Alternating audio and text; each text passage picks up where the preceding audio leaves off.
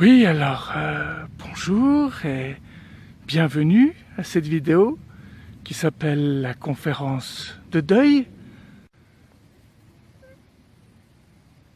Et bon, premièrement, je sais pas du tout pourquoi je parle comme ça. Deuxièmement, je sais pas du tout pourquoi je parle dans ce micro. Il est jamais branché, ce micro, donc que je parle dedans ou que je parle pas dedans, c'est exactement la même chose. Et comme même quand je fais des vidéos sérieuses ou dramatiques, je fais quand même le con, bah voilà, ça c'est fait. Alors, pour aller vers le sérieux, maintenant je suis récemment allé voir une conférence sur le deuil, alors ça c'est véridique. Et qu'est-ce que j'ai appris? J'ai en tout cas appris deux choses importantes. La première, c'est que le deuil, c'est pas forcément mortuaire. Tous les jours, on peut faire des deuils. Le déménagement, c'est un deuil. Changer de métier, de travail, c'est un deuil. Le départ d'un ami dans un pays lointain aussi, des fois on a l'impression qu'on le reverra plus. On est rassuré de savoir qu'il part en voyage et qu'il est encore vivant à quelque part. Donc même si on a l'impression qu'on le verra plus, c'est quand même plus rassurant que s'il décède. Acheter une nouvelle voiture, ça peut être un deuil. Quand vous avez votre première voiture, vous êtes tout content, et si vous faites un accident avec, c'est moins agréable.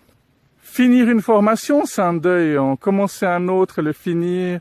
Certaines personnes ont de la peine à terminer un livre parce qu'ils sont tellement dans le livre, ils le trouvent tellement agréable qu'ils n'ont pas envie que ça se termine en fait.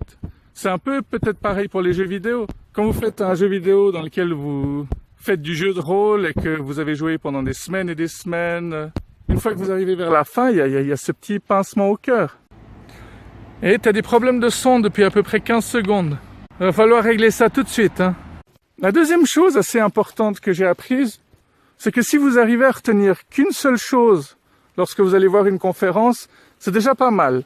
Ça m'est arrivé d'aller à des salons de bien-être, de regarder 5 conférences par jour. Donc en 2 jours, je voyais 10 conférences. Et c'est un de ces conférenciers en fait qui avait dit une fois, si vous arrivez à retenir qu'une seule chose de cette conférence, c'est déjà bien, c'est déjà beaucoup. Donc j'ai envie de vous dire, faites pareil avec mes vidéos YouTube. Si chacune de mes vidéos ne vous apporte qu'une petite chose, c'est déjà pas mal. Les miennes et toutes les autres vidéos sur YouTube. YouTube ou ailleurs. Et finalement, ça peut se reporter partout. Et si chaque fois que vous faisiez quelque chose, ça vous apportait une petite chose. Chaque livre que vous lisez, même si vous ne l'aimez pas, il va quand même vous apporter quelque chose. C'est impossible de détester tout un livre. Il y aura bien une phrase qui vous aura plu quand même dedans. Et s'il y a que le résumé du livre qui vous plaît, tant mieux, il y aura eu au moins ça. Si vous avez l'impression d'avoir perdu votre temps en lisant le livre, ça vous regarde. Faut changer votre façon de voir et vous vous rendrez compte que finalement on perd jamais son temps. Même quand on dort, le cerveau il travaille, il fait le nettoyage, le corps aussi. À part ça, on a oublié de le dire, mais le divorce aussi c'est un sacré deuil. Et ça peut complètement détruire. C'est important de savoir aussi qu'on peut renaître de ses cendres, même si on est complètement détruit. Parfois vous plaît-il? T'as essayé de dire quoi là? Bon bref, à part ça, le suicide c'est aussi un vaste sujet. Il y en a qui pensent que se suicider c'est extrêmement difficile et ça l'est, parce qu'il faut un sacré courage. Mais il y en a d'autres qui pensent que vivre c'est beaucoup plus difficile. Pour moi, dans les deux cas, il faut un courage énorme. Il faut le vouloir, prendre des médicaments en espérant ne pas se réveiller, se couper les veines dans le bon sens, regarder en bas avant de sauter. Si déjà vous avez peur avec des carrousels, c'est puissance 10. Bon, moi-même, j'ai régulièrement été suicidaire dans ma vie, aussi bizarre que ça puisse paraître. Et je vais vous mettre dans les descriptions une page qui m'a souvent aidé à garder la tête froide. C'est une page écrite par quelqu'un qui a pris son temps pour écrire plein de trucs qui font que la vie vaut la peine d'être vécue. Donc voilà. Il devrait y en avoir plus des pages comme ça, des conseils d'amis, on va dire. Bon, le deuil mortuaire, c'est clair que c'est le pire. Je ne vais vraiment pas dédramatiser ça. C'est un peu triste qu'il y a beaucoup de gens qu'on voit qu'à des enterrements. Mon père m'avait dit qu'il espérait toujours partir avant mes frères, ma sœur et moi. Il m'avait dit que perdre un enfant, c'est la pire chose. Quand le parent il voit l'enfant partir avant lui, ceux qui l'ont vécu le savent très bien. Après, quelles sont vos croyances? Est-ce que vous pensez que ça devait se passer comme ça? Est-ce que c'est complètement injuste? Est-ce qu'un enfant qui décède, il a déjà appris ce qu'il devait apprendre dans cette vie? Est-ce qu'ils vont au paradis? Est-ce qu'il y a la réincarnation? Tout ça, je vais en parler prochainement, sûrement, à ma façon, mais ce sera pas dénué de sens et d'intérêt. Alors, c'est l'histoire d'un mec qui s'appelait Coluche. C'est pas du tout ça que je voulais dire, mais ceux qui le connaissaient comprendront.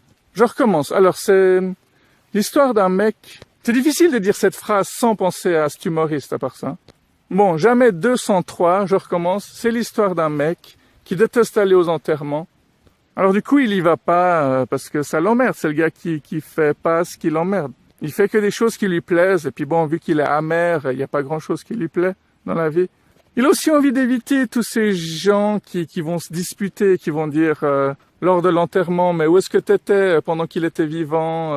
Les disputes familiales. De toute façon, t'étais jamais là pour maman, c'est toi qui l'as tuée. Quand elle était malade, toi t'étais en lune de miel. Chaque fois qu'elle avait besoin de toi, t'étais en vacances. Il y a toujours ces gens aussi qui te disent, bon moi ça m'est jamais arrivé heureusement, mais qui te disent mais qu'est-ce que tu fous là toi? Et ils te posent la question lors d'un enterrement. Alors qu'un enterrement, tout le monde a sa place, c'est pas là qu'on est censé se disputer, régler les comptes. Il y a des horreurs qui se passent lors des enterrements. J'ai déjà entendu parler des gens parler déjà de l'héritage alors qu'ils étaient en train de descendre le cercueil. Et ce mec qui va pas aux enterrements, il se retrouve de plus en plus seul, déjà qu'il avait pas beaucoup d'amis. Alors les gens le voient, je sais pas, que sur les réseaux sociaux, même pas sûr qu'il y soit. Et les gens commencent à l'oublier. À quelque part, c'est comme s'il était déjà mort. Il est plus invité ni aux enterrements, ni au mariage, ni aux naissances. Lui, il a l'impression qu'il assume et puis que ça le dérange pas plus que ça. Mais quand le jour de son propre enterrement, son âme se rend compte qu'il y a personne à son enterrement et qu'il est réellement tout seul cette fois-ci, il voit toute sa vie autrement et puis il se rend compte de tout ce qu'il aurait pu faire de bien à chaque fois que c'était possible. Voilà, à la base, c'était basé sur une chanson que j'avais écrite, mais comme j'ai pas l'occasion d'aller souvent en studio, je vous en parle sur ma chaîne YouTube. Faut pas que je rigole, c'est une vidéo sur le deuil. Si vous avez des questions, besoin de conseils, je suis là, allez dans les commentaires. Dites-moi si j'en fais trop ou pas assez. C'est jamais facile de tout dire dans une petite vidéo. Si je fais une longue vidéo, je vais vous perdre. Dans ce format-là, peut-être que j'en ai déjà perdu quelques-uns. Dans tous les cas, si on se revoit pas, je vous souhaite en tout cas une belle journée et surtout une belle vie. Quand on dit que vous en avez qu'une, sous cette forme-là peut-être, mais on ne sait pas si vous en aurez pas d'autres après. Et combien est-ce que vous en avez eu auparavant? Allez, ciao ciao. Bye bye. Merde, je viens de marcher sur des orties.